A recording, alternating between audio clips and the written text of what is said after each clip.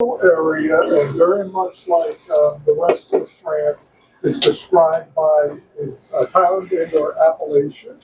We'll let Phil explain that. So this is not a Wine 101 class. We're going to delve a little bit further into there. You'll want to be paying attention to what the information that Phil is sharing with you. Ask questions if you're not sure where it is that he's going with things. It can get a little bit complicated, so put your hand up and ask the questions that you have.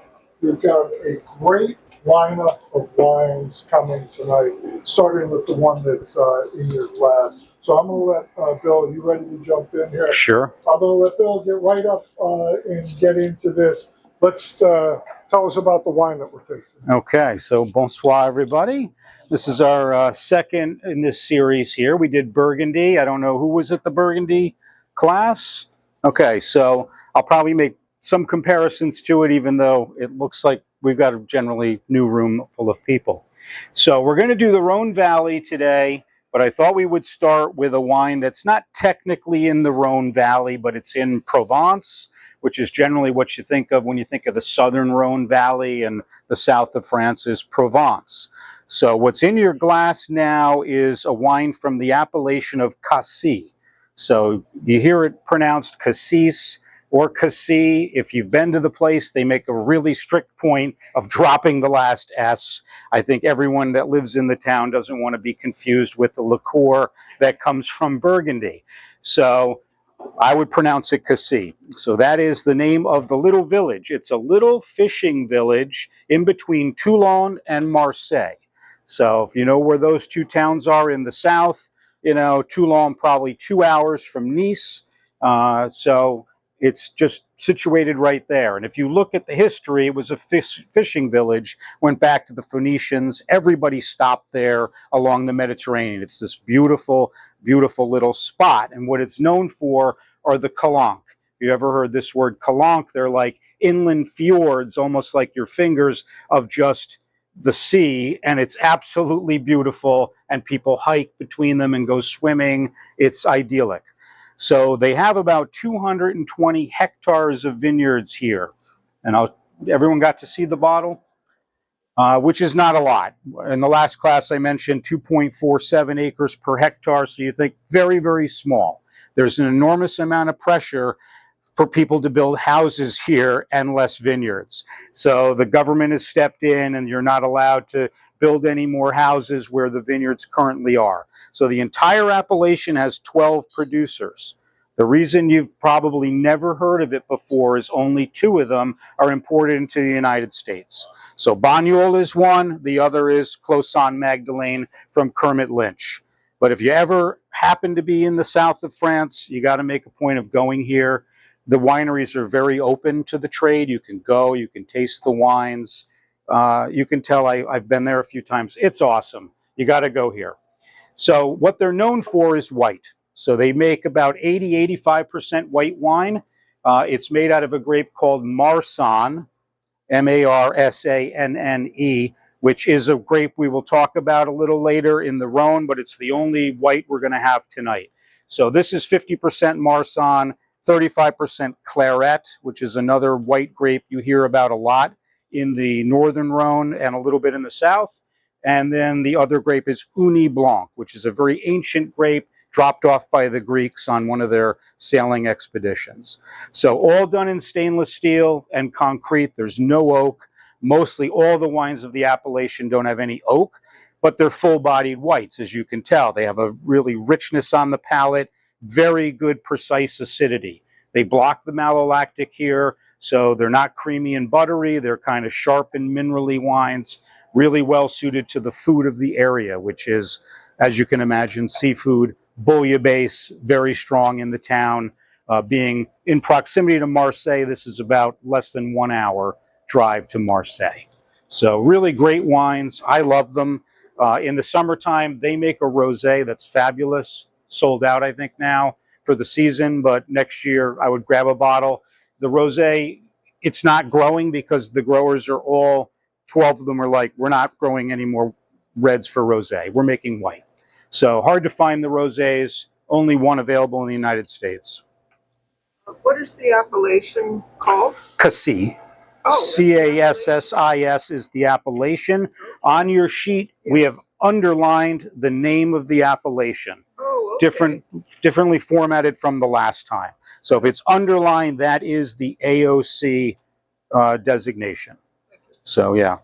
This is really Marsan. No, this is 50% Marsan, 35 Claret, 15 Uni Blanc. And Uni Blanc, you really don't see a lot. Even in the Rhone, you see it more as you go up to Cognac and Armagnac. But it makes really nice wines in this region. This is a really sunny region, like 3,000 hours of sunlight. It rarely rains in this area. That's the town of Cassis. Yeah, it's right on the water. It's got a beautiful little port. Everyone that goes to the south of France should go here. They're paying me. The board is paying me to mention this to you. So that's the start of the night. I don't know if anyone has any questions as we go along, please just stop me. I know it's complex material. There's a lot of names. You're going to find a lot of different grapes, especially in the south. So we'll talk about them as we go along. But just stop me, ask any questions that you might have. What is the rosé? The rosé in this area, they grow Sanso, which is a red grape that's grown to make rosé in Côte de Provence area. They grow it the same, and you do find some bits of Mourvèdre grown here. So if you went over from Cassis and you went to the east, you'd run into Bandol. If you've ever heard of Bandol, that is basically a 20-minute car ride away from Cassis, and that is Mourvèdre Central in the south of France. Is there any significance to the crown on that label or not? This crown here, there is. It's called the Rhone. So what's nice about this area is it's basically in a little valley with the highest sea cliffs in all of Europe. They can be 400 meters high, and one of them sticks out like a crown. And you can't miss it. Anywhere you are in the appellation, you look up and it's in your face, the Rhone, the crown. So he's right underneath it. So if you're in the vineyard, you look up, it's right there. So that's why it's on the label. Definitely have to go there. You know, this guy was a Parisian and made a lot of money and decided to go back home and bought the vineyard and gave up his life in banking, and now he just makes wine with his son. Probably a nice choice. That's the crown of the bank. Yeah. You're going to be the go-to guy for the photos on the phone tonight. We were just there. Oh, well, that's beautiful. We want no numbers? So it's 13% alcohol and $29.99. When you compare the prices to white Burgundy, I think they're pretty good deal. Yeah, it's a great bottle of wine. And if this is 22 vintage, you want to drink it now. These wines, 2-3 years, about the max. You really don't want to be aging this white wine. You want it to be fresh. So new feature today, we got a little video. It's about 3 minutes. It's going to give you just an introduction to the Rhone, but what's great about it is the visuals, because if you haven't had a chance to go there or look at pictures, it's visually stunning what we're going to talk about in the northern and southern Rhone, and I'll let the video just speak for itself. I'm not exactly sure how to start it. Just hit play.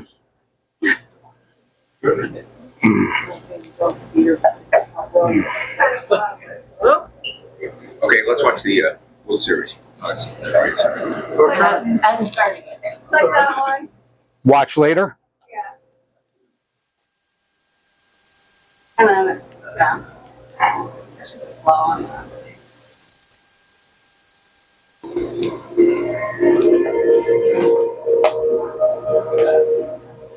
The Rhone Valley, situated in the southeast of France, near the Mediterranean Sea, can be split into two distinct subregions. These are Northern Rhone and the Southern Rhone, with each subregion possessing unique climatic, geological, and local characteristics that influence their wines. Both subregions are covered by the Côte de Rhone appellation, which will always be written on these wines' labels. Starting at the top of the region, the Northern Rhone runs from Vienne to Valence and has a semi-continental climate, with hot summers and primarily seasonal rainfall. Due to the steep terrains here, most vineyards are set in terraces along the picturesque hillside. The soils here are generally alluvial sediment as a result of the Rhone River and consist mainly of granite and loose, friable soils.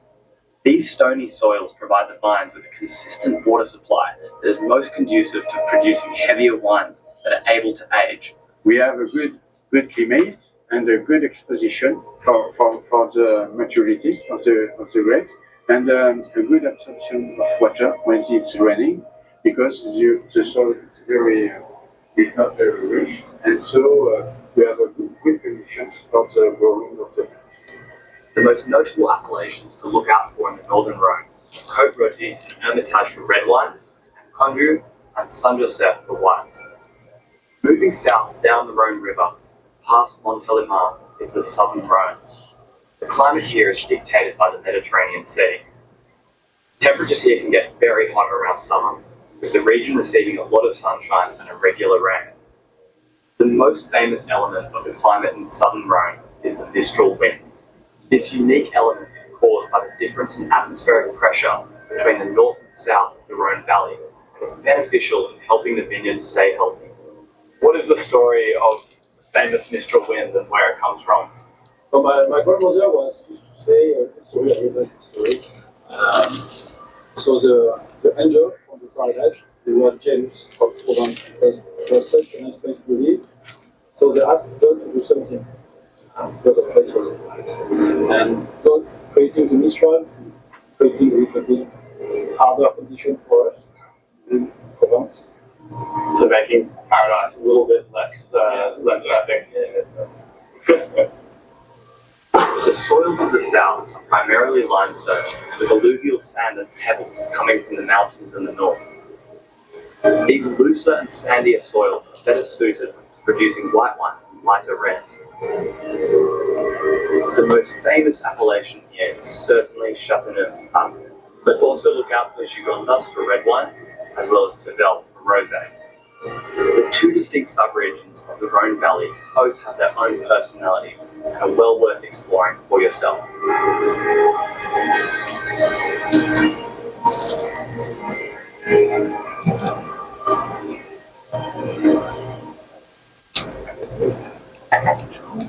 That's a pretty good new feature. You like the video? Gives you how many people here have been to the Rhone Valley? Okay, so we're envious of the people that haven't been there, because you're going to get to go at some point for the first time. So tonight I think we're going to move south to north. So the Rhone Valley, it's large, okay? You're at about 56,000 hectares. So when you do the math, it's large, planted vineyard area. It's the second largest viticultural area in France after Bordeaux. So, but it's large. Oh, how do we stop that? Does it just go on to the next feature? North to south. Yeah, so it's about 200 kilometers if you go north to south. You're basically just south of Lyon in the town of Vienne, and you go down to Avignon. And it's very different climatically in the north and culturally in the north than it is in the south. So we'll start with the south, because the south is really what we all think about it when we think about Provence. Think about, you know, cypress trees and lavender fields and the sun shining, and we think about the cuisine, and it's very different. Even though the southern Rhone, the northern tip of the southern Rhone, is only about 60 kilometers from the southern tip of the northern Rhone, it's so different when you take that drive. So this is an area that, you know, a lot of scholars think the Greeks were even up as far as Lyon in the past, and they think that they're the people that brought the Syrah grape to this area. So there was a city in Persia called Shiraz, the Australian spelling, which is where everyone thinks Syrah came from, and they think they took the grape from there, and they're the ones that initially planted the grape in about 600 BC. When we think about this area, we generally think of the Romans. So if you go to cities like Orange, Avignon, it's filled with Roman ruins. It's absolutely beautiful. And further down, you go to Arles or Nîmes, it's just filled with a lot of things that were Roman. So we know the Romans were planting a lot of grapes here. So it's an area like with over 2,000 years of growing grapes and making pretty delicious wines. So we're going to start, I think we can pour the first wine. So you saw the big river in the video, which was nice. That river starts in Switzerland. It's like a trickle in the Alps in Switzerland, comes down through the Alps in Jura, through Geneva, all the way down, and it empties into the Mediterranean Sea. It's a huge river, has a huge influence on the area. So that's the name, comes from the Rhone River. So the Rhone Valley. The first wine that's coming around, that's your Kermit Lynch Côte de Rhone.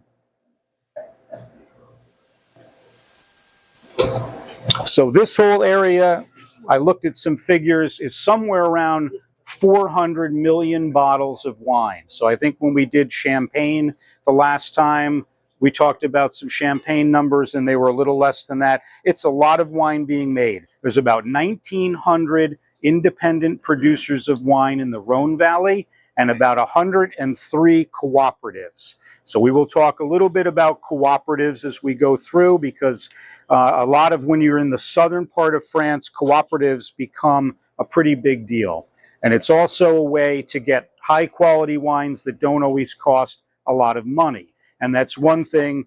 I was talking to Kevin next door, like in the Rhone Valley, you can almost find a wine in every price point you want. You know, they make the super expensive premium, but they also make wines you can get for $10 or $11 that are really solid, well-made bottles of wine.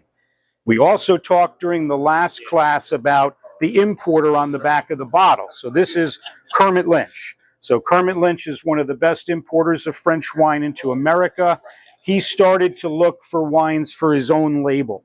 So he went to a cooperative just south of Avignon, and he found this cooperative, and he found someone to work with that could give him sort of the same sourcing every year. So he's buying like cuvées, vats, and putting it in the bottle so that he could bring it back here.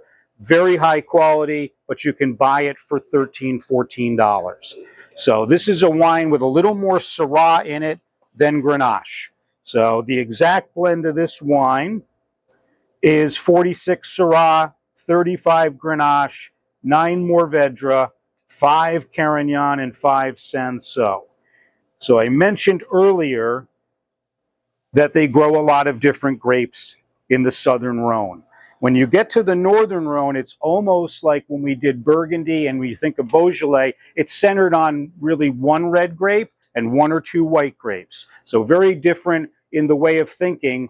It's closer to Burgundy and closer to Beaujolais. In the south, this is closer to the Languedoc. There's 13 to 15 grape varieties that are commonly used. So it's not unreasonable to have a wine like this with 6 or 7 grapes in the blend. And it gives you a nice cocktail. Do you run those grape spices? Yeah, so on the red side of the grape spectrum, the major ones you will see is... In the wine itself? Oh, this wine itself. This wine itself was 46 Syrah, 35 Grenache, 9 Mourvedre, 5 Carignan, and 5 Cinsault.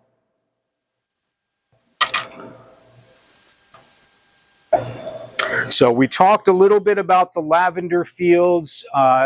Many of you, if you cook, you know what herbes de Provence is.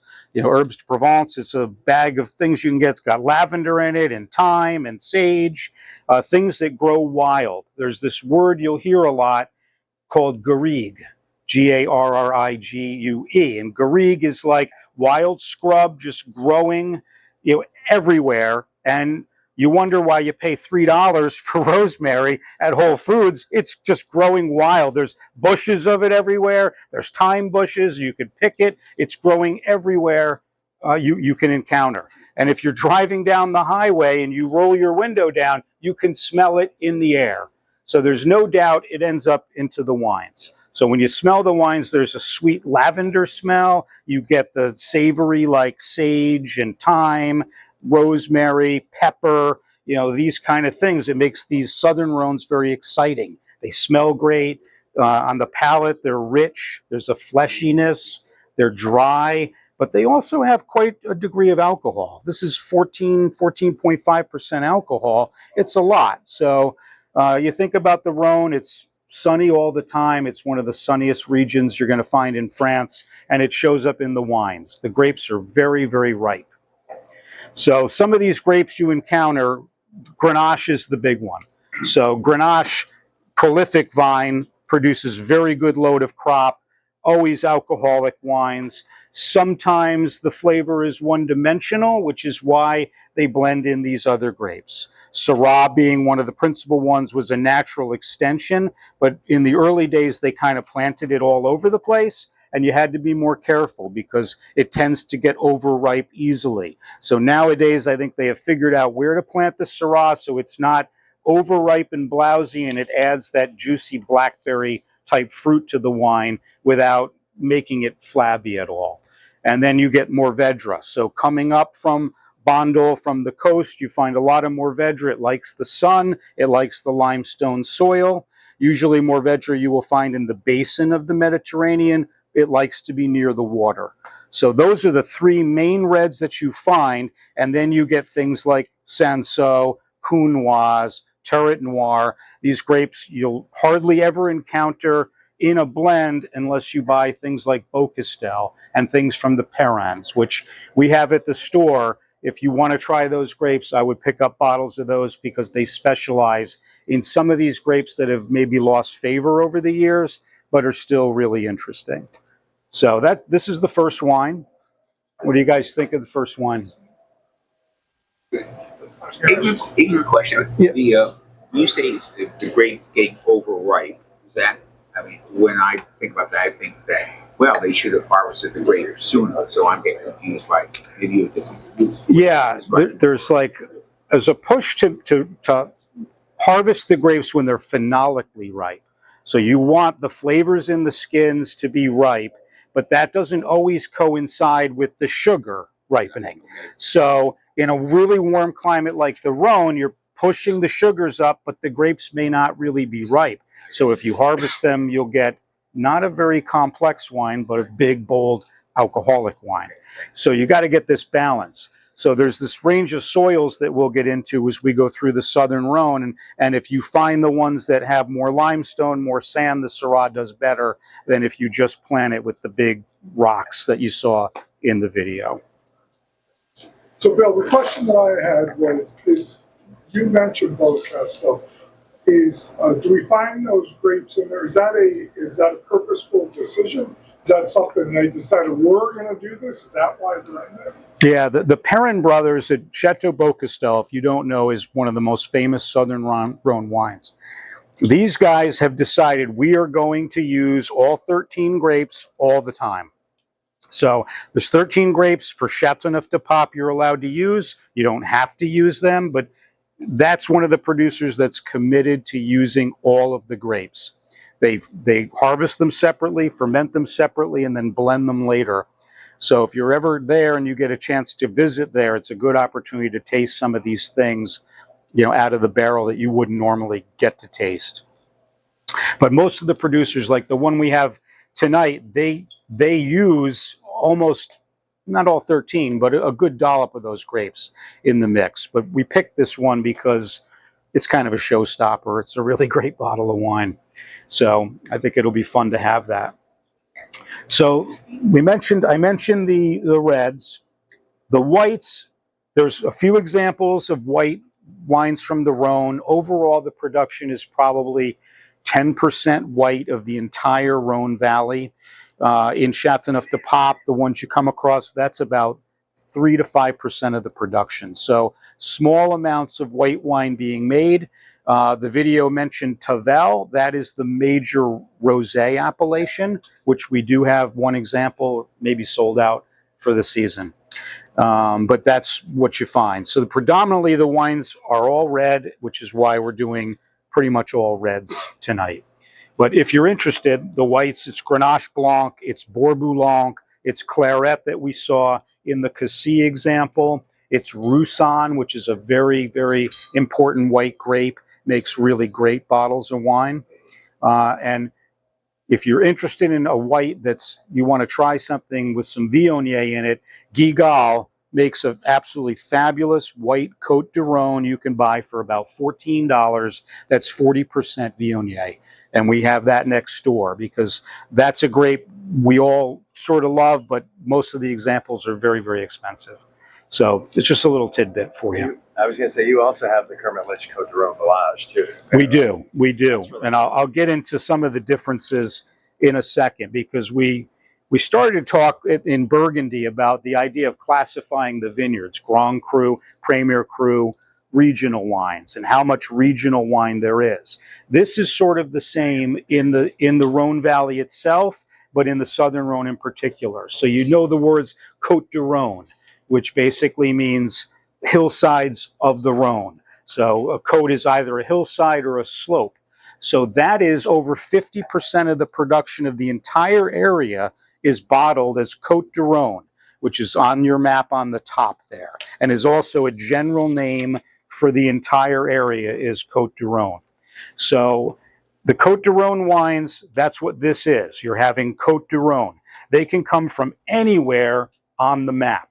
So an important distinction for you to know without getting too technical is if you're north of the town of Montélimar, that's on your map, you don't have to use Grenache. So the wines from the north can be all Syrah because they grow a lot of Syrah there. If you're south of there, you must use 40% Grenache in the blend. Is that a recent development or has that been forever? That's probably 60s or 70s. Yeah. You know, and then somebody's going to point out, but the Kermit Lynch Côte de Rhone doesn't have 40% Grenache. And I don't know what to tell you. That's the law. That's France. I thought of that. I'm like, well, this doesn't have 40% Grenache in it.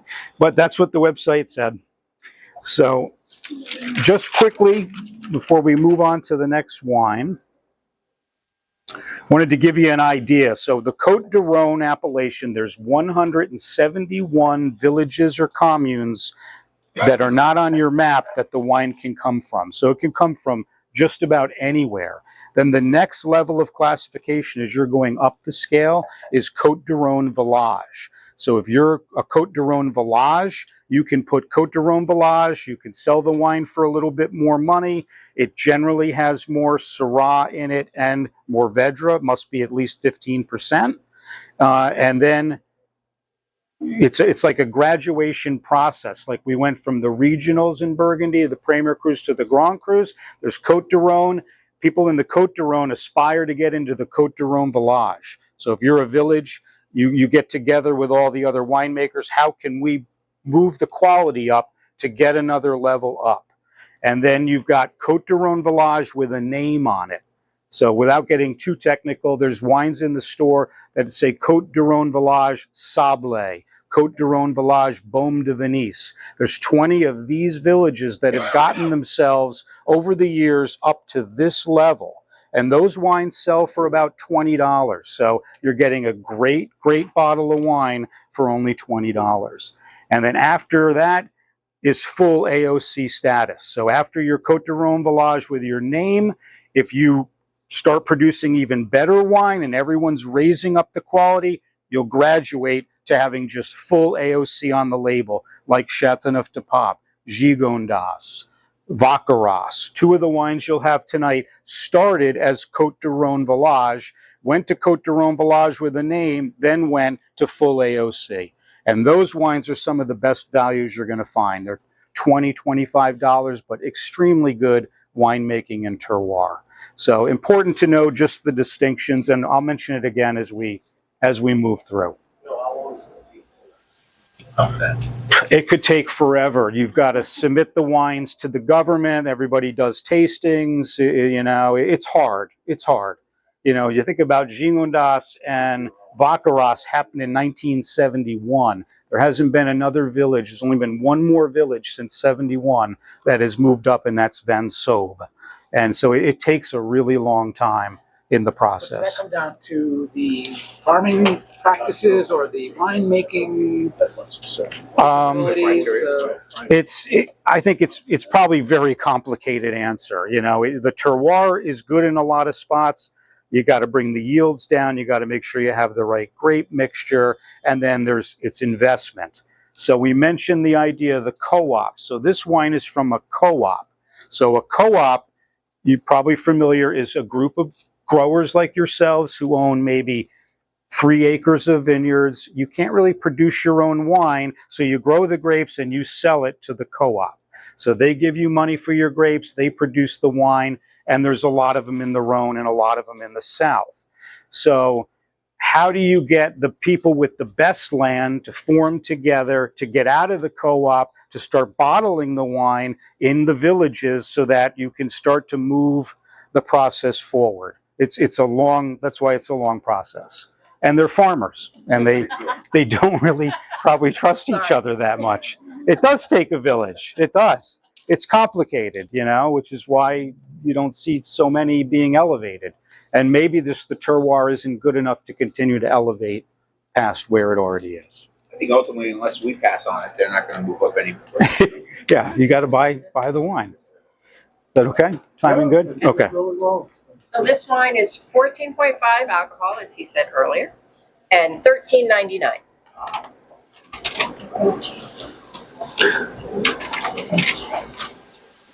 Do the next wine or cheese? We're gonna do cheese. Okay, here comes some cheese. Okay, so now as we get ready to pour the third wine and get into that, we'll get some cheese and some bread out onto the table, get some on your plate, and then we will come around and pour the next wine. The other one's there. Yeah. So we have 2 cheeses, very traditional French styles for you. Traditional French brie that's a little bit earthy, a little bit mushroomy, made from a really nice company that still hand ladles the brie. And then Tome de Savoie, which is a medium texture cow's milk cheese with a natural rind. That's going to be a little bit earthy, a little bit nutty, grassy. Both are not too overpowering, but strong enough to stand up to the reds. Hope you like them. Too technical? No. And these have been out at this temperature for Yes. an hour, Yeah. half an hour to an hour, something like that. Which really brings up the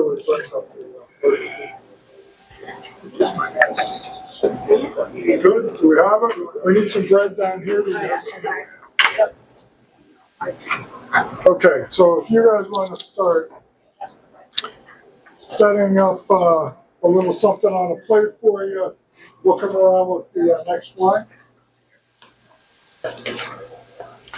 Okay, so this is wine number 3. This is a difficult domain to pronounce. I believe it's Fenouillet, and Vaccaras is the appellation.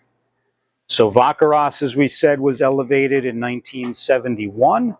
A very important village located close to Gigondas. We'll wait till you all have the wine.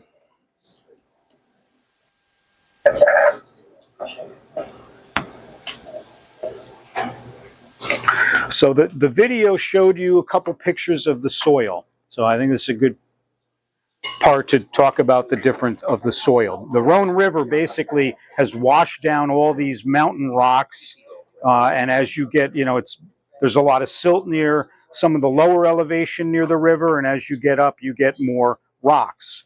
So the big stones you saw are called galets roulés, and they're basically rounded stones. They're glacier rocks.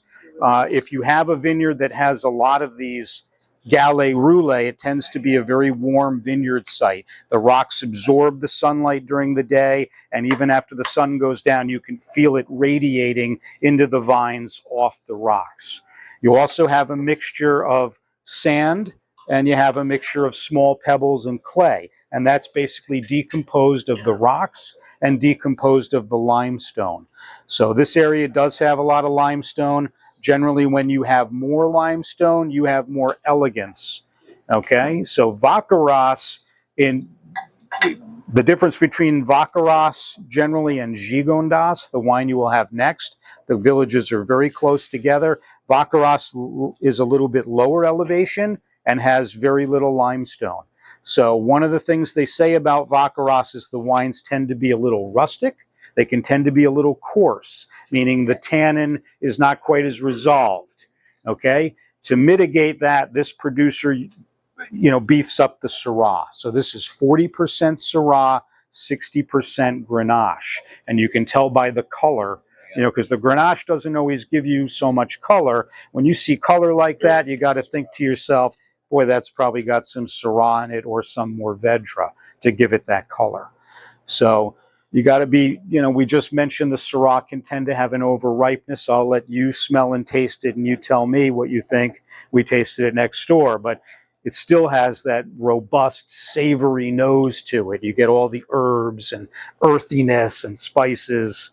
It's a pretty pleasurable glass of wine, but I think you need the cheese with it, because without the cheese, it had a pretty, rough texture to it. It needs some food, especially that kind of hearty Provençal food that you get in the Southern Rhone. Is this the first one, or is this the? That my word. No. Yes. Yeah. So I think here the Syrah comes across more of that blackberry. It's not as, porty that it could be if it was a little more overripe.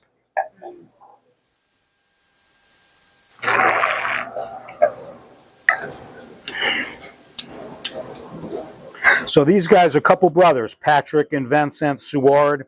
This is a 1.4 hectare vineyard. So it's like 3.5 acres, something like that. It's not very large. So they don't make a lot of this wine. They may make about 20,000 bottles of a wine like this. So it's a lot of what you get in the Southern Rhone are these small independent domains producing, multiple bottlings. They may be located in Vaccaras, but they may also make a Gigondas, and they may make a Baume de Venise. You'll get them making multiple wines. Many of them also make a Côte de Rhone. So we mentioned in the Burgundy class this idea of you pick a great winery, everything's good. So if you look at the Côte de Rhone made by a really good winery, it's a great value. So that's something for you as a consumer to take a look at and search out. And I know these guys do a good Baume de Venise. They just mix up the variety. Yeah, the Baume de Venise, again, is like, he's mentioning a village that's very close to Vaccaras as well, but I wanted to showcase the sweet wine, which we're going to have at the end, so I skipped Baume de Venise. But Baume de Venise itself has a lot more sand as a village. So if you don't like the tannic edge and you want it smoother, search out a village like Baume de Venise. You can get the wines for $18 or $20, and they're sensational. So these guys they make a Baume de Venise Rouge, they actually make the dessert wine, and they make a Vaccaras, and I think they make just a Ventoux Red as well. So they make a lot of different wines here. Is this near Ventoux? Yes. So you're this area, if you look at this map, so where's my color? Does Ventoux on this map or no? Yeah, so here, if you look at this map, if you look, this orange section here and this pink section, I'm sorry, right here, is the Côte de Ventoux. So if you were standing in this vineyard, you could see Mont Ventoux. You can see it, and you can see the cap of it and everything. It's pretty clear here most days, so you can see pretty far. And that's where this one is from? Yeah, Vaccaras is the name of the village, and it's a full AOC village. So it's on your map. It's in the pink right there. And you can see the proximity. So if you were driving in a car, it'd take you less than 5 minutes to go from Vaccaras to Baume de Venise. These villages are very, very close together.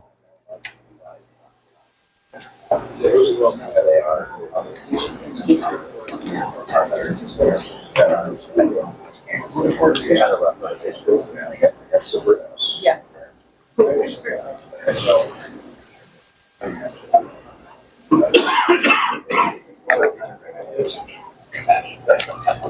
So how long would you say this one could lay down in your wine refrigerator? 10 years, 5 years? You're asking me personally? Well, Or, I mean, you can age Vaccaras and Gigondas to an extent, but to me, I'd be worried about the fruit of this particular wine aging it long term. I think I would just drink the wine. You know, it's the alcohol on this is a full 15%, I believe. It's heady. It's a big wine, and usually when you get high alcohol reds like that are a little rustic, they're probably not going to age gracefully. I think you just make a hearty dish with this, and you know, like a beef stew or daube. If you guys are avid cookers, look up the recipe daube, D-A-U-B-E. It's a Provençal beef stew, and you put it on a bed of pasta. Awesome with a wine like this. So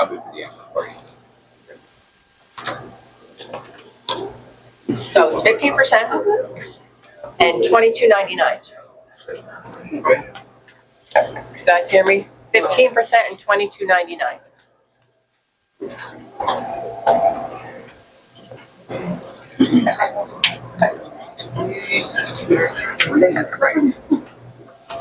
So if you're wondering about the spelling of some of the names and the fact that they don't sound French, it's because they're Roman.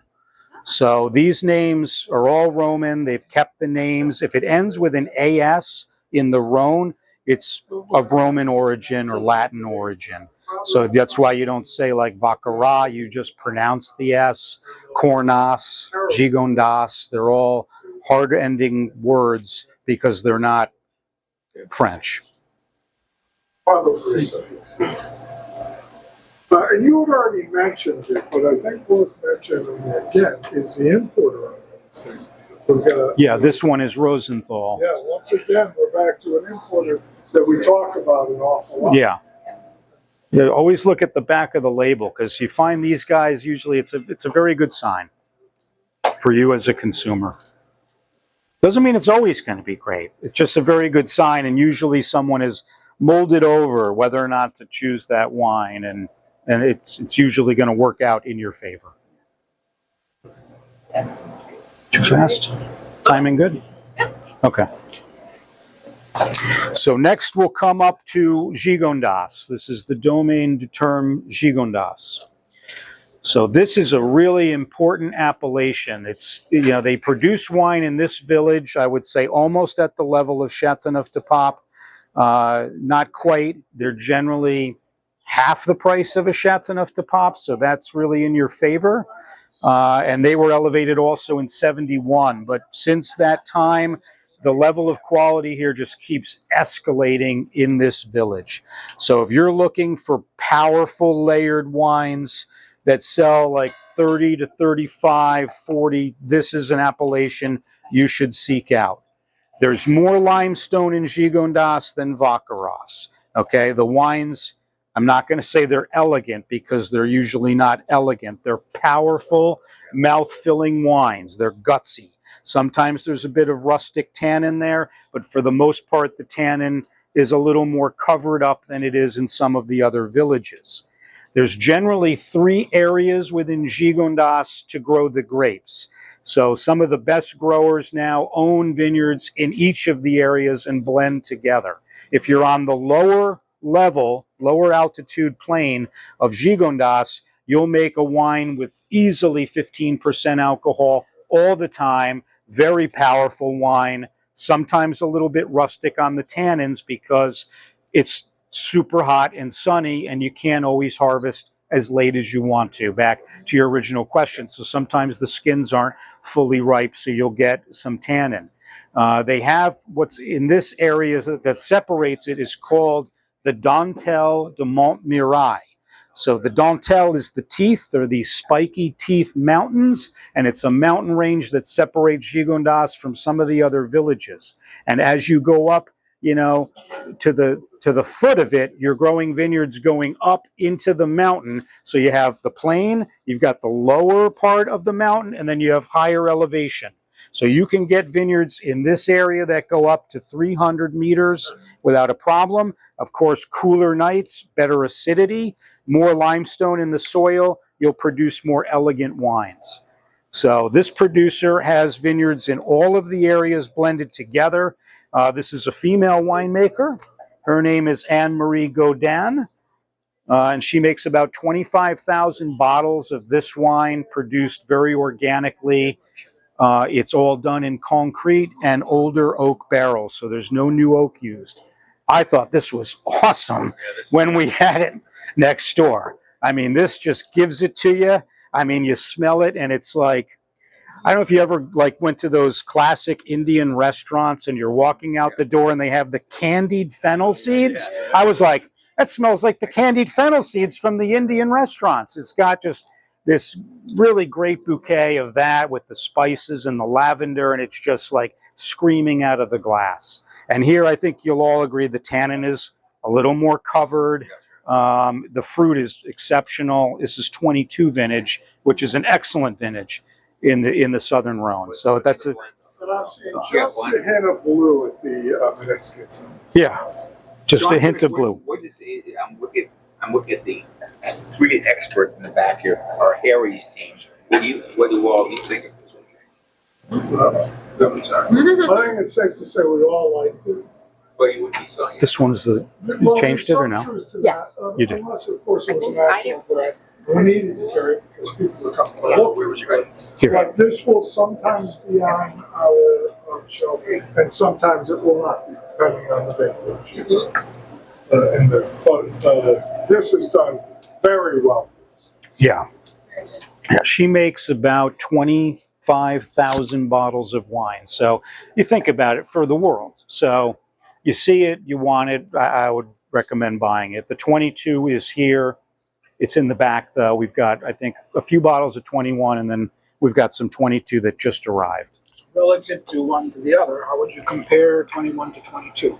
The vintage-wise, 21 was a cooler vintage. There was some rain. There was some ripening issues in the Southern Rhone. Still, they made really, really good wines, but maybe just not to the ripe degree of 22 as a generalization. And the area is so large, it's hard to just generalize. But I like the degree of fruit in some of what I've had from 22, which was a real warm year. Very sunny, very warm, same as in Burgundy. And you just get that extra oomph and you're like, This is You know. more Grenache than this is 80% Grenache, pretty old vine, 45-year-old vine Grenache. And when you get old vine Grenache in a cuvee like this, it adds the mid-palate creaminess is what's, I think, very exciting. It's like this chewy creaminess in the middle palate of your mouth. It's just really exciting to drink. this is why you buy instead of Chateau Neuf, in my opinion. This is $32, I believe. Something. $34. I mean, that Chateau Neuf de Pop now, hard to touch it for under 60. And this is a wine, to your earlier point, you could age this. I would age this for 5-6 years, no problem. I wouldn't, it's Gigondas, it's tough to take it like really far because the alcohol is high and it just sometimes doesn't, 10, 15, that's about as far as I would take a Gigondas before the fruit seems to fall out of it. 80% Grenache. This is 80 Grenache, 20 Syrah, a lot of limestone in the soil. The majority of what's in here is at the foot of this Dantel de Montmirail that I have mentioned, which that's where you want to be. You want to be, and the foot of that is a very good spot to grow your grapes. Who's the importer? This is Shivrik. Yeah, Shivrik, which is another really good company. And it's represented here by someone we really like a lot, Deirdre Magnello, and it's a very nice bottle of wine. So depending on where you are in the Rhone region, how does the taste of, let's say, Syrah vary? I mean, is it vary because of some slight variations of the soil composition or sun, wind, whatever? I think all of those things. Yeah, it's you know, it likes the sun but doesn't like too much of it. It wants some cool nights, and it likes harder type soils. You know, when we taste the examples from the Northern Rhone, you'll see there's the elegance of it. If you had 100% Syrah grown in Gigondas, you'd see like it's probably 15-16% alcohol and hard to have elegance. You know, it's just a little bit too warm in some of those areas to grow too much of it. But there's also clones. You know, so since they planted a lot of it in the 60s and 70s, not working out, there was a lot of clonal research, and they're doing a better job now of planting it. And what else did I write down? A couple cool things.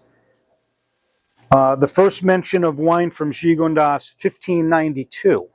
So you think about, it's a long time ago, and somebody mentioned it. So it used Jean Coudidas was the name of the village before they changed it to a little more French, which means pleasurable place in Latin. So people were having a good time, I think, back in this place during the Romans, making some wine and drinking some pretty heady stuff.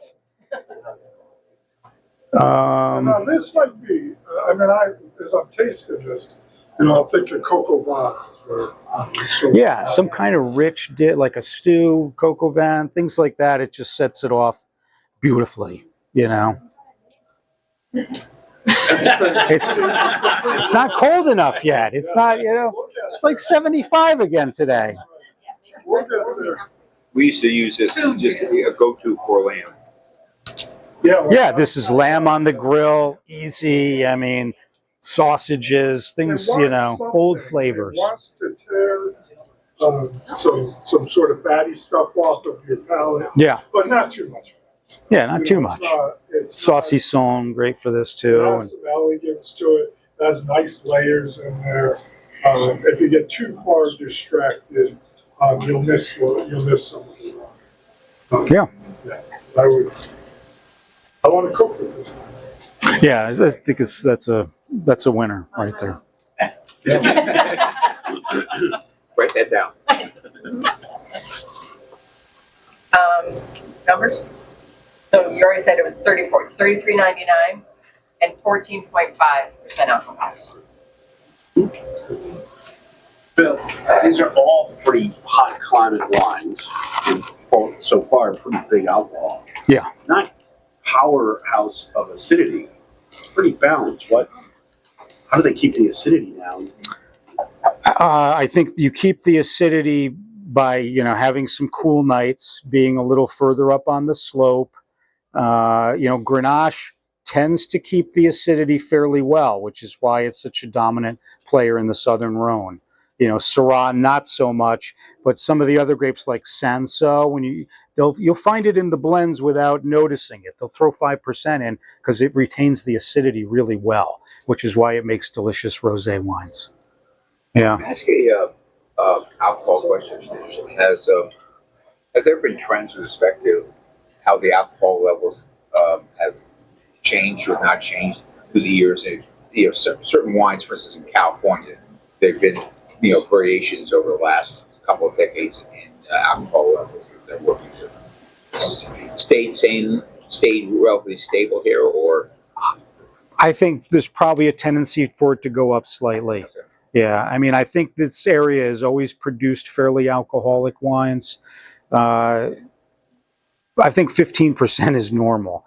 Sometimes a Chateauneuf de Pape, it'll say like 15.5 on there. It's probably 16.5. You can a full degree, you can go, so it's a lot. That's why like you start drinking that wine, you're like, oof, you can feel it like immediately, but but the fruit is so sweet, you can keep drinking it. But I think the alcohols, not just here, but generally everywhere have been climbing. Particularly even cool climate regions. You notice it's climbing. It's just hotter and drier. I think this is a good point to talk about the wind. So he mentioned the Mistral on the video. So one of the things you don't really have in this region, a lot of disease pressure. So we talk a lot about how do they make wines that are almost consistent quality every single year? How do you have all these different price points? How does it work? One, you have the soil and the sunshine, which we've talked about. But there's a wind called the Mistral wind, which whips down the valley. So it comes from the Alps, and it comes down from Lyon, and it shoots down the valley north to south, and it dumps into the Mediterranean. So you feel it a lot in the north and the south, but you feel it a lot more in the south because it just opens up the whole place. When you look at the map, you can see how confined the northern Rhone is. It's basically just perched along the side of the mountain, so it's funneling, but here it opens up and you get the blast of wind. This is a very cold, dry wind that's whipping down. Just experienced it. Yeah, and once you experience it, you never forget it. I mean, it's crazy. It blows like for 2 or 3 days at a time at about 30 miles an hour, up to maybe 60 miles an hour. And 6 to 9 days. 6 to 9 days. So it can be even more. And literally, you'll see people in the villages walking like this, because if you try to walk upright, it may blow you over. It's that forceful. It's kind of, it rattles your nerves a little bit. But what it does is it clears the sky. There's hardly any rain in this region. You know, it can be humid and it can rain in different periods, but during the growing season, it's for the most part very dry.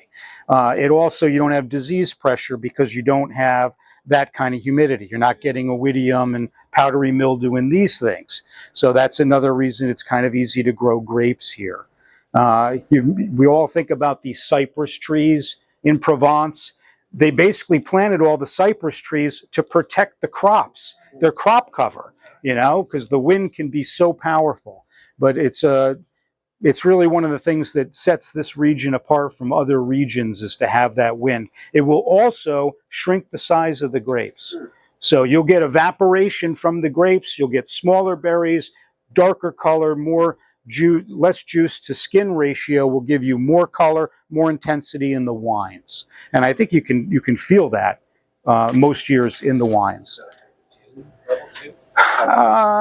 It should make the wines more tannic, but they're already, you know, they've got a fair amount of tannin. You know, this is not a region where they do whole cluster fermentation. Pretty much all the stems are discarded. You don't see a lot of stem inclusion in most of the domains because you don't need the extra tannin. Like in Burgundy, they're adding more and more stems. Here, they're not adding them. So you got the soil, you got the sunshine, and you got the Mistral, which has nothing to do with Frederick Mistral, the writer. The Mistral is an Occitan word from southern France, and that's where it comes from. So it doesn't come from him. So, any questions thus far? Problem? Okay. Brian was saying that I'm about to experience it right now. He really likes this. What was this one? Tom de Savoie. Yeah. With this one, he was really getting along. Blueberry. Yeah.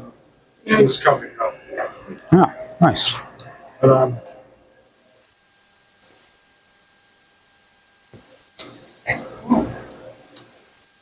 oh yeah. It was like 5 minutes ago. Still there. That's pretty cool.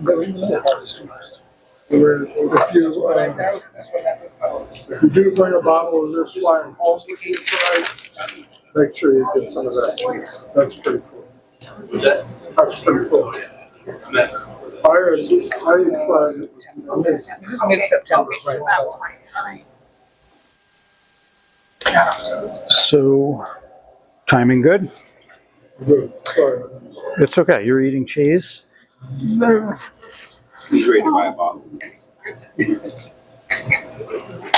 So we're going to move on to the last wine in the southern Rhone. So you had a nice tour. You had Côte de Rhone, which we talked about is producing a lot of wine, over 50% of the entire area. We had a Vacheras, which gave you an idea of what a Côte de Rhone village is that's been moved up. We had Gigondas, which is the same, but a little bit more on steroids. And now this is the heart of the appellation. So Châteauneuf-du-Pape is right in the heart of the appellation. If you look at your map, it is basically right in the center of the page in the bottom, north of Avignon. So if you look at your map, you're right there. Châteauneuf-du-Pape is this right there. So it's that little tenderloin right there, north of Avignon.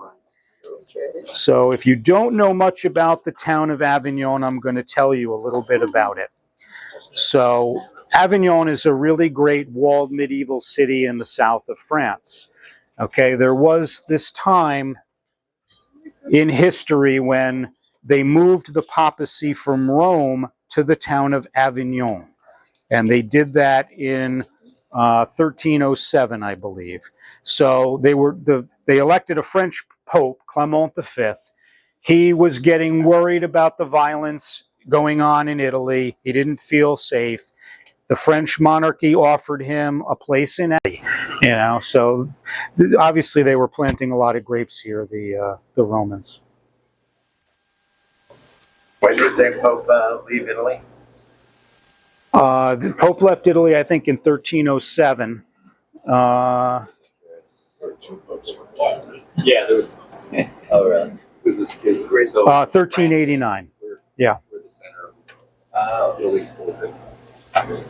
Yeah. The Italian Pope left that. Yeah.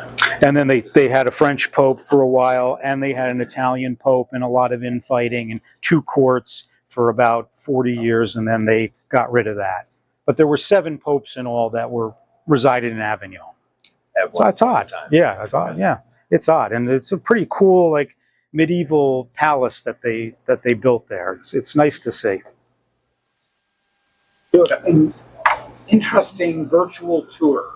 Yeah, so you went on the tour. Where you Yeah, take I wasn't going to get into it, but I iPad loved it. And it shows you what it might have looked like at the time. Yeah. Or people. Cool. It's very cool. The iPad tour. Yeah, it's fun. They give you an iPad and you point it and it shows you what it was like, because it's pretty much all just gray now. They've taken everything out of there over the years. It's been pillaged, but it's a very cool place to visit. So that, I think, concludes our Southern Rhone tour. Yeah, go ahead.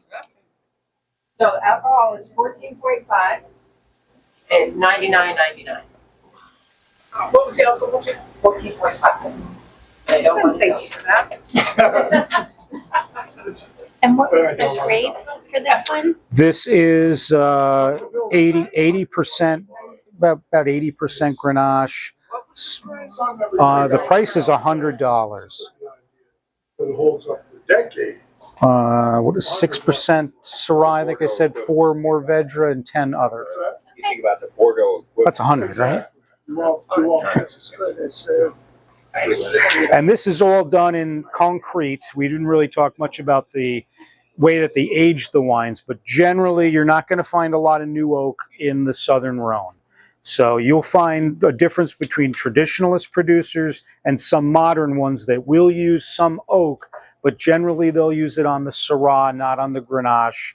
A producer like this is fermenting in concrete, aging in concrete, some large foudre, they call it, which is old, giant oak. So you're not getting any oaky flavor at all. You might get a little oxidation in the wood, but generally you're not going to find, small oak barrique barrels in this. They're not doing it to add flavor, just to mellow out the tannin. Yeah, you need to mellow it. The concrete's pretty good at polymerizing tannins.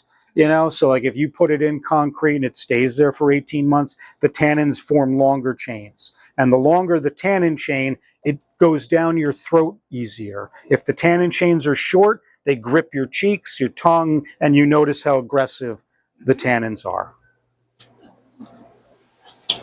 Take us through that a little bit. So tannin, we all know what it is, right? I mean, if you had a cup of tea, that's tannin. Same thing in the grapes. The skins have all the tannin in there. And so when you do the fermentation, when the wine is young, depending on what it is, usually the tannin chains are short. So one of the reasons they're aging the wine in barrel for you or concrete instead of just crushing it and putting it in the bottle is to make, so they call it polymerizing the tannin chain, which just means that you're getting the tannin chains to be longer so that it makes the wine smoother. So the shorter they are, the more aggressive they are, you notice it more in your mouth. If they're longer chains, you don't notice it. Longer is in concrete and not oak. What the concrete does is it just allows the tannins, in the wine to kind of form together naturally. It gives it time. It's a very cool, inert space for that to happen. If you put the wine into oak, especially younger oak, it adds tannin. So sometimes it doesn't work to your benefit. So a wine like this, generally they like concrete. And then by that I mean it's epoxy lined. It's not just, regular concrete. It's like epoxy lined, so it's a sterile space. I drink it anyway. Yeah, I drink it anyway. It's got alcohol in it. So that's the Southern Rhone, I think, in a nutshell. We're going to talk about the Northern Rhone. I just want to make sure I didn't miss anything. Does anybody have any questions about the Southern Rhone or anything before we go to the north? So we're going to do a short tour of the north. Could you do a tour like the cheese shop of some of the vineyards in my experience?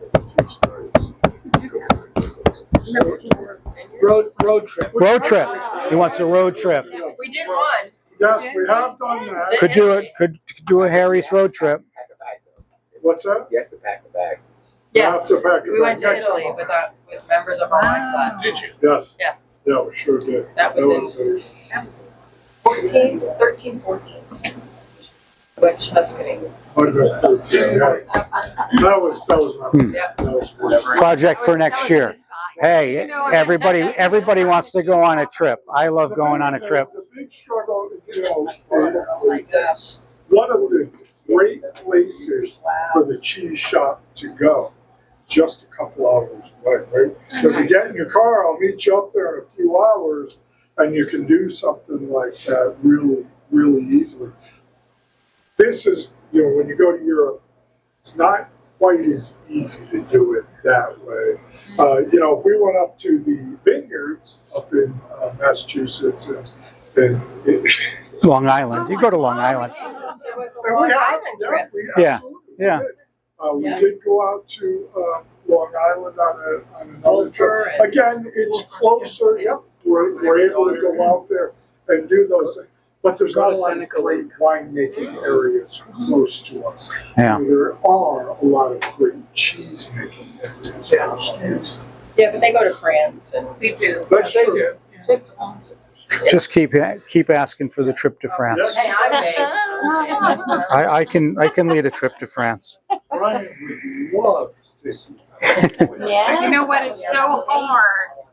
When you go, there's so many, as you've said, so many little producers. Yeah. You just don't know where to stop, where to go. Yeah, and sometimes you gotta make some appointments ahead of time, and especially if it's near the harvest. People that have been in these regions and understand them as well as you do. Yeah, that would be fun. Let's decide if we like Bill.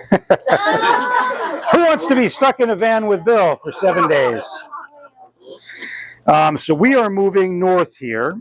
We haven't really touched upon viticulture too much, but we have this idea in our heads of how the grapes are grown on the wires and stuff. It's not like that in any of this region, in the south or the north. Basically, everything is done just on a stake in the ground as an individual vine, and this is very apparent as you go into the north.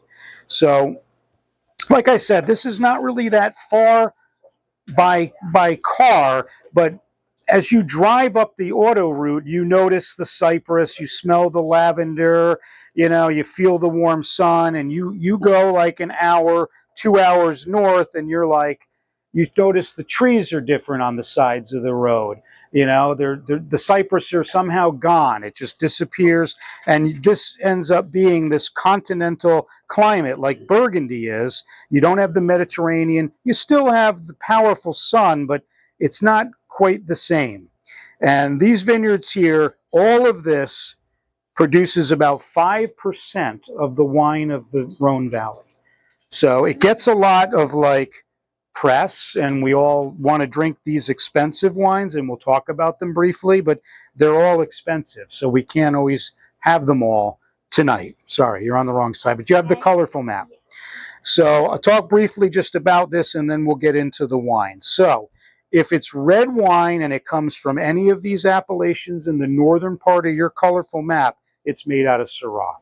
There's very few exceptions where you're allowed to blend white grapes in, and that's really kind of an ancient exception when they'd harvest it all together and throw it into a vat. So like in the appellations of Saint Joseph, Crozes, Hermitage, and Hermitage, and Côte Rôtie, you're allowed to put some white in there by law. You rarely see it in Saint Joseph, Hermitage, or Crozes Hermitage. You see it in Côte Rôtie, where they blend Viognier into the vat with the Syrah, co-fermented at the same time. And that's to make the wine a little bit softer and easier to drink. So they'll do it almost like a field blend. They will not just do a vat of Viognier and a vat of Syrah. You're not allowed to. You have to co-ferment it, or you by law, or you can't do it.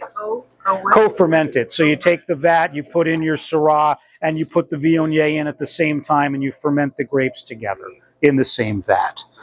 So, you know, the Rhone is coming down here. Almost all of the vineyards in the northern Rhone are on the western side of the Rhone. Okay? The Crozes Hermitage that you're having right now and Hermitage itself are the only ones that are on the eastern side of the Rhone. Okay? So Crozes is sort of an oddity. It's a very, very large appellation. It's the largest appellation in the northern Rhone. It basically surrounds the hill of Hermitage, which makes some of the world's best red wines many people have never heard of and most people don't drink. There's about 120 hectares of Hermitage vineyard. There's limited production. The wines are awesome. They're expensive. You need to age them for 10 or 20 years before you drink them. So it's one reason you don't see them. So Crozes Hermitage ends up being one of the best values you're going to find in Northern Rhone wine. So we thought tonight we'd start you with Crozes and Saint Joseph, and then if it piques your interest, you can come talk to people in the shop and they can point out the other ones to go to. So Crozes actually surrounds the hill. So if you're driving on the highway, you see this giant granite dome that's Hermitage filled with vineyards. Around that hill is Crozes Hermitage. Bless you. Thank you. So you get a lot of variation in a Crozes Hermitage. There's a lot of producers, and there's a co-op that makes about 50% of the wine. So that's another reason they produce a lot of wine there, because you have one entity making an enormous amount of wine. So these wines, you'll find this wine and the next wine, the Syrah is ripe, but it doesn't have any of the over-ripeness. Like if you're not accustomed to drinking Syrah from the northern Rhone, it's its own entity. It's like nothing else. You get the smell like of olives and blackberry, sometimes bacon fat, you know, it's violets, you know, just very descriptive wine. I thought this one had like a lot of red fruits as well. When you have the Saint Joseph, maybe a little bit less red fruited than the Crozes. And they're just very pleasure-giving wines. Crozes itself, you won't have tremendous tannin. They're usually very approachable. You don't necessarily need to have the heartiest food to have a Crozes, and it gives you a great gateway into what Northern Rhone Syrah can be. They're light but very flavorful. Like, why are the tannins so toned down? The soil here is not like, pretty much the Northern Rhone is all granite or decomposed granite with different levels of mica or schist, but it's hard. It's a hard soil. When you get to Crozes, it's kind of like sandier in a way, less rocky, a lot more varied in where you go, and different villages produce different levels of quality. So it's an area, as you get into it more, you start to think, oh, I like wine from this village, Mercarol, or this is from Chassis, I think is the name of the village. So they're just, you know, you have to experiment. You know, there's a lot of Crozes Hermitage. Mainly they're all sell somewhere between 25 and 35 now. It's hard to find examples that used to be like 15 or 18, but it's hard to find. It smells great. I mean, I think this is a really nice bottle of wine, and I need my glasses. You want mine? I wrote it down, but I didn't want to revert to my sheet. Les Chassis. What's this? That is the town, I think, that he's from, the winery. Les Chaussee is the name of the area.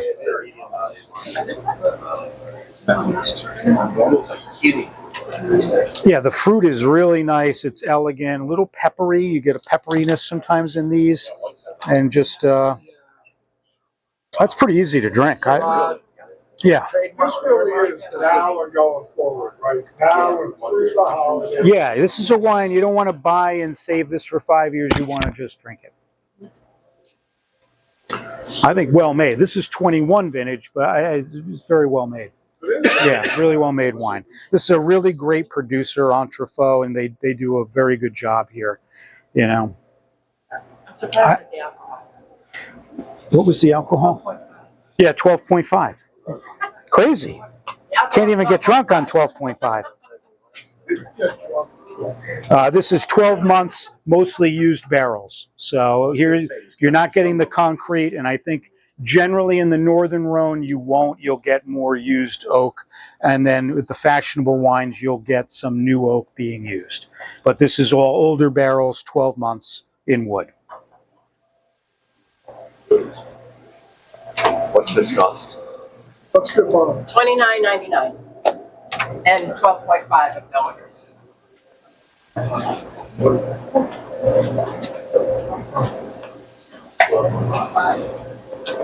So this village produces half the wine of the entire Northern Rhone Valley. So half the wine of the entire Northern Rhone Valley comes from this village, from Crow's Hermitage. It's large. It's 1,200 hectares. This way, Gugil does his thing up in this area? Gigal does make a Crow's Hermitage. Gigal makes a lot of very, very good wines, but he's based in Ampuis, which is close to Côte Rôtie. But he's a great producer to source out even Côte de Rhônes. He makes a Crow's. He makes a Saint Joseph. He makes everything, really. That's a well-run firm. I thought it was really remarkable when you did these Burgundy, that as you went through the Gigal, you see it everywhere, which says to me it's like one of those wines, right? It's like, yeah, it's everywhere. So all they're doing is trying to produce enough wine so that it's everywhere, which lessens the quality. But every time I hear you talk about Gigal, you always have this really sort of a positive viewpoint of him. You don't see him through that lens. I think that's fair. Yeah. Generally, I don't like large producers. I think this is what he's trying to say. But I have an affection for Gigal. I mean, the family, they make high quality wine no matter what level it is. And he buys a lot of grapes. So in some ways you could say he acts like a cooperative in a way. He's got long-standing relationships, but everything is made to an impeccable standard. Again, in a Willy Wonka sort of way where he's never going to tell you how it's done. And you go there, you're going to get a tour, and then you're still like, I don't understand how you do this. Because he makes like millions and millions of bottles of wine. It could be 10 million bottles. It's a lot of wine. But, each of these areas in some ways needs a champion. And when you get to areas like Condrieu, which we haven't touched on, or Côte Rôtie, he was the champion of those areas and in some ways kept the appellation going in bad times. And he would buy a lot of grapes, produce a lot of wine. In an appellation like Côte Rôtie, he makes 40% of the entire appellation's wine, and he makes it at a very high standard. And Condrieu, the same. He might even be making 50% of Condrieu. So, do I have a lot of time, or are we? Yeah, you're doing good. Okay, so just so you got an idea here of what's being produced. We're at Crow's Hermitage, so we're all the way down here. Cornas is the most southern of the red appellations in the Northern Rhone. Very tiny. It's the smallest appellation, might be 100 hectares here. It makes what they call the black wine of France. So the vineyards themselves are in an amphitheater, facing south. They get baked by the sun all day long, 100% granite soil. They're very tannic, very, very bold wines. Then you go up to Crows, which we've explained, Hermitage, the big giant granite dome hill. And then you go to San Josef, which you're going to have as you're across to the other side is the longest appellation. It's a lot of variation in San Josef because it's a long, long appellation. So it produces a lot of red wine here. It's the second largest area in the northern Rhone. They produce a lot of very good white wine in this appellation. And we'll touch on it as we taste it. If you go north and you're tired of looking at this map, just look at the colorful one that we printed for you. It's on there. So when you get to Condrieu, this is the best place on the planet to grow Viognier. So if you're ever desiring to have an exotic bottle of white wine, and by that I mean it's creamy, it's got this kinky texture to it, it smells awesome like honey and all kinds of, you know, exotic fruits. Generally, those are flowers. They're generally oaks, so you get some degree of oakiness. They're extremely rich. And you're like, what am I going to pair this with? It doesn't really even matter. You just drink the wine, but it's great with all kinds of fish. You know, maybe you do it with butter in the pan. Chateau Grillet is an oddity. It's another very, very tiny appellation, and that's a Viognier-only appellation. So Condrieu and Chateau Grillet make white only. And then you get up to Côte-Rôtie. So Côte-Rôtie, you can see the proximity to Lyon on your map. Lyon being the second largest city in France, there's lots of wealthy people. They like to drink Côte-Rôtie. You know, they drink a lot of Beaujolais, but they also drink a lot of Côte-Rôtie. Côte-Rôtie means roasted slope. So we talked about côte. It either means slope or hillside. These vines are almost at a 55-degree angle. You can't get a horse in the vineyard. Everything's done by hand. They're all planted on stakes on these terraced vineyards. They showed one shot of it. So these terraced vineyards going all the way down to the water so it doesn't erode. So the vineyard doesn't erode all the way down. They're produced with the Syrah and varying amounts of Viognier. Most producers only about 6% if they're adding it at all. These are some of the sexiest wines you're ever going to have. They're very, very expensive now. You're going to pay $120 probably minimum for a bottle of Côte-Rôtie, but they're awesome bottles of wine. So, because there's a realistic angle also. Yeah, well, I've just given you an idea. The one I wanted to use for the class was $130, I think, but it was just, we couldn't really fit it in. But this is, what's that? Is that the after party? That's the after party. The van on the trip will be stopping here. There will be a pit stop here in Côte-Rôtie. Maybe that's a staff. And at some point in your life, you should try a bottle of it. They're great bottles of wine. And that's the Northern Rhone in a nutshell. And the next wine we're going to have is San Josef, which is also 100% Syrah. You can blend a little bit of white, but nobody really does that. And by whites, I mean Marsanne or Roussanne, not Viognier. So you could put Marsanne or Roussanne into the Crows or the San Josef, but not Viognier. Is there a reason behind, I mean, if Viognier is so well regarded in the area, is there a reason that you can't do that they decided that that's, is it because it doesn't work well together, or because they just are being curmudgeons and that's not what we're going to do? Right? I think historically there was no Viognier planted there, where historically in Condrieu and Condrieu borders Côte-Rôtie. So the southern portion of Côte-Rôtie has a granite soil that the Viognier likes. So there's Viognier grown in the appellation of Côte-Rôtie historically. So that's why it can be blended in. There's not a historical,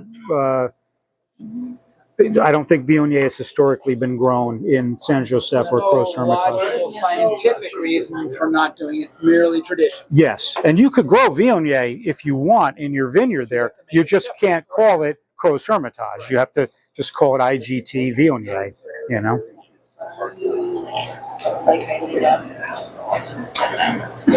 So, Sorry, can I go back? Go back to the last one. What percentage? Are there unique percentages in terms of the grapes that are in that? Crows is 100% Syrah. Thank you. Yep. Thank you.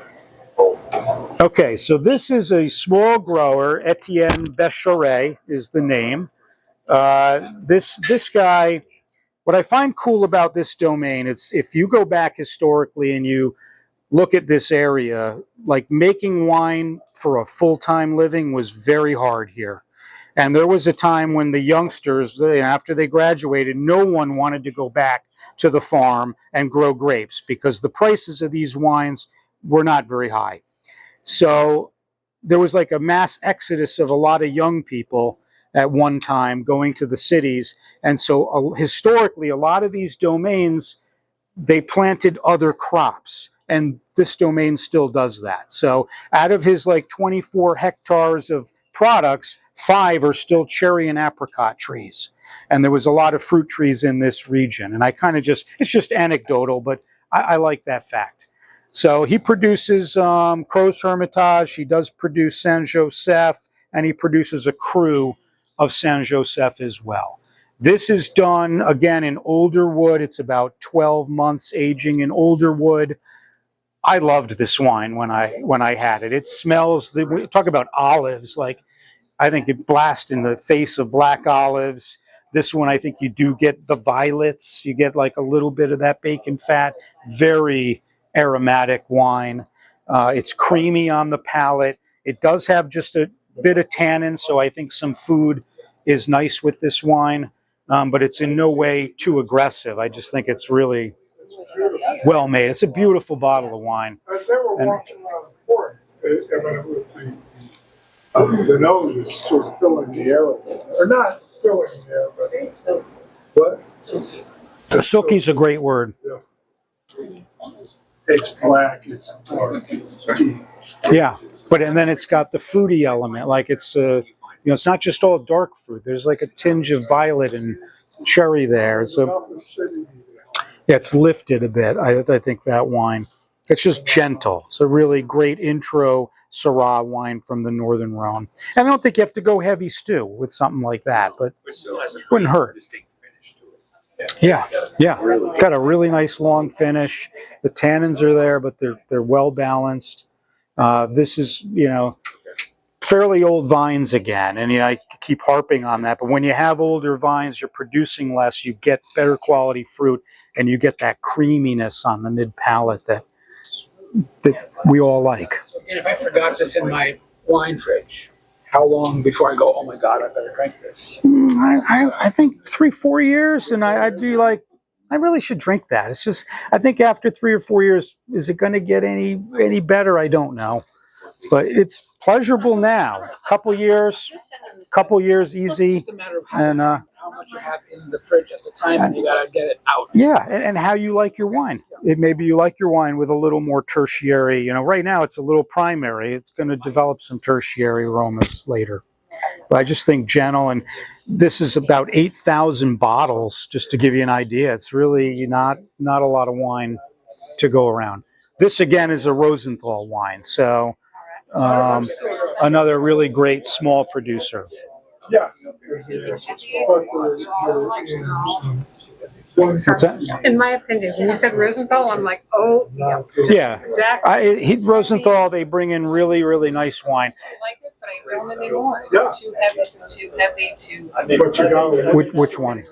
This Oh. Rosenthal, Zinfandel, Rosenthal. No, this is Rosenthal, the importer, French importer. Yeah.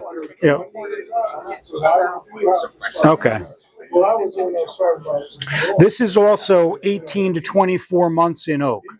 So there's no rush to get it to the market. I think that also allows it to smooth out a bit. Older oak. It's all older oak, and it's this is 2020. So this is the current vintage. Like, they're not rushing it to the market. They release it a little bit later, which I think is helpful to you as a consumer. You get the benefit of that. The alcohol is not that high. Alcohol is 14%. Yeah, 14. And it's $29.99. Yeah, it's a good value, this one. We'll add that in. That counts into that 20 years. $29.99. What time is it? It's up, if you can win. Yes. Just announced the price was $29.99, but what's the alcohol price? 14. 14? Thank you. Just starting to get Should we just print that on there next time? Should we just print the alcohol on? Or you like saying it? I've done it this way. You do it. Hey, you do you. How long has it been? And then they 20 come years? Do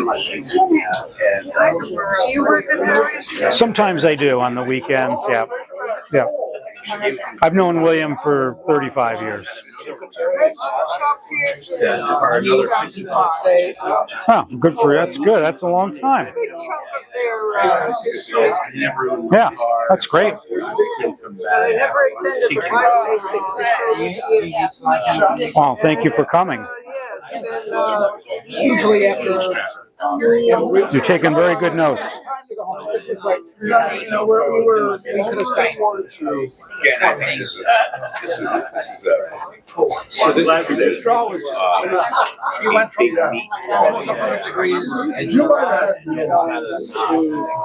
65 and blowing winds. It's just a don't know. What are you going to say? You're in Europe. I'm saying How is, they're going to need to clean the glasses with some water. Okay. So that is that's our quick tour of the Northern Rhone. I don't know if anybody has any questions about the Northern Rhone, because I have one surprise for you at the end. Anybody? Any questions, Northern Rhone?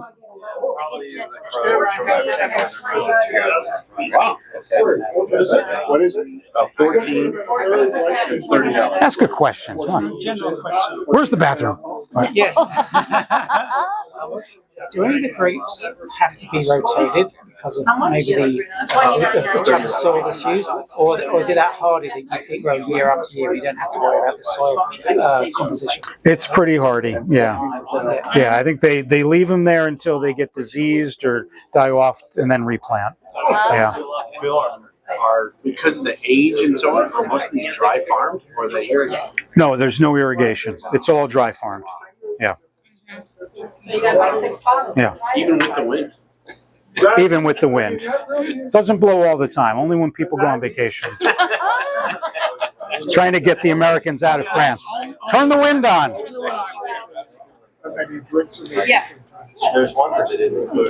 So if everyone could just take some of their water and rinse out their glass, we're going to go backwards to a white. But you got to make sure your glass is clean. I did. Oh, you did? I don't know if this. You never listened to me. Well, I don't think this side heard you. They're doing it. Yeah. Just rinse your glass out with some water because we're going to have a white wine. It is a dessert wine. How did you know? the apple cart's coming out shortly. Yes. So we're going to go backwards to the Southern Rhone, because I thought it would be a lot of fun. One of the specialities that they make here in the town of Baume de Venise with the sandy soil is a vin doux naturel. So this is a dessert wine made out of muscat. So muscat grows very, very well there. What this is, a vin doux naturel, is a dessert wine with arrested fermentation. So if you don't know what that is, they pick the grapes, very, very high sugars. They start the fermentation, and then they stop the fermentation at the desired level of sweetness by addition of grape neutral spirits. So if you know how they make port, that's how they make port. So they port wine, it's fermented, it gets to the certain amount of residual, they add the grape spirits to get the alcohol in port to where they want it, about 20%. Here, the alcohol is a little lighter than 20%, and the residual sugar is somewhere around 111 grams per liter. So it's high. It's lethal. Yeah, this is something, you know, Brian and I were talking about it next door. This is a category that a lot of people don't drink anymore, is dessert wine. But this is a dessert wine you could literally drink 1 ounce a night for like 2 weeks, and it's not going to go bad in your fridge. You might get cancer. You won't get cancer. You get the reverse of cancer. I think this is a cool oddity. I like these Baume de Venise wines. Muscat is a super aromatic grape if you don't know it. It smells like honey, flowers, exotic fruits. It just gushes out of the glass. And then it's rich because it's got a lot of residual sugar in it. And the alcohol is it 16 or 18? 15% alcohol on the finished wine. So it's something you would have with blue cheeses. If you're ever wondering, you know, nothing goes with blue cheese. This is a dessert wine you can have with blue cheese. You could have it with foie gras. You could have it with a little fruit tart, or you can just drink it on its own. I thought it was delightful, and it's a real fun thing to finish Are with. the alcohol levels equivalent to that of what you would find in a Sauterne? This is higher than a Sauterne because Sauterne is not arrested fermentation. They ferment Sauterne as far as they can, and then it just ends up with an alcohol of whatever, 12% with a lot of residual sugar. But this has about maybe a little less residual than a Sauterne, maybe a little bit lower. But it's not as high as a port, because ports are 19-28%. No, you could take it higher if you wanted to, but you don't have to by law. Like port, they take it to 20%. Yeah, apricots for sure. I was going to ask what's the dominant fruit? Oh, I think it's like apricots. I mean, lots of citrus, just this honey character. It's just like. Let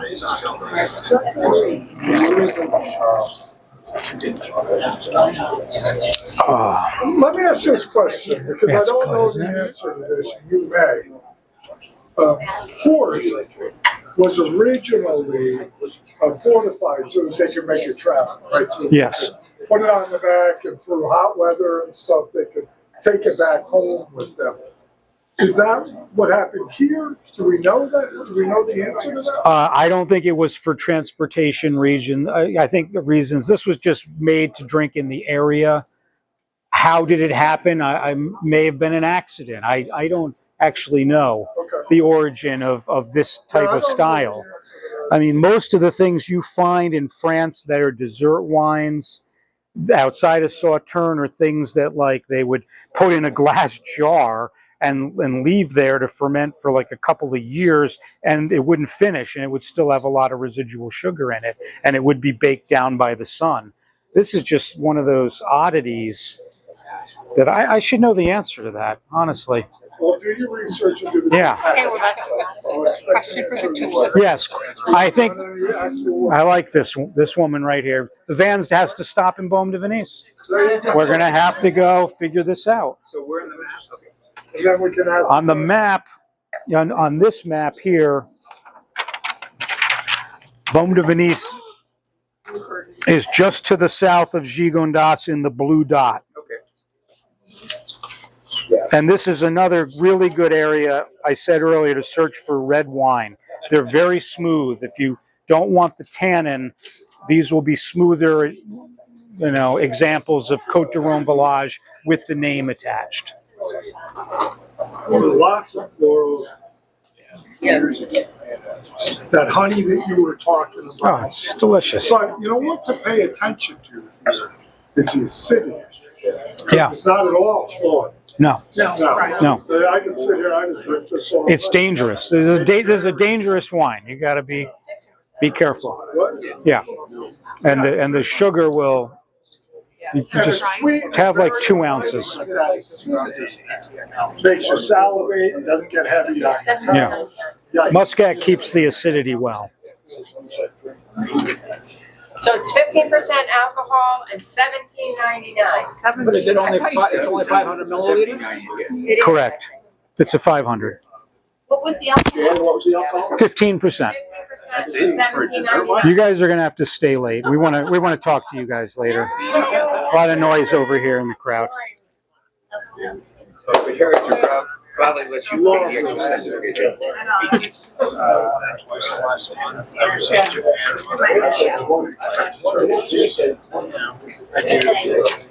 No, I want something blue.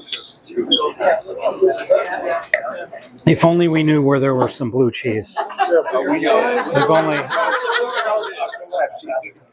So can I ask you a question? Yeah. We were actually coming The dessert wine. because one of my favorite wines they import right there. And so I was asking them, why is it that, first of all, California wines are outrageous. Yeah, you guys saying that. French wines are outrageous. And grape I know, right, it's you.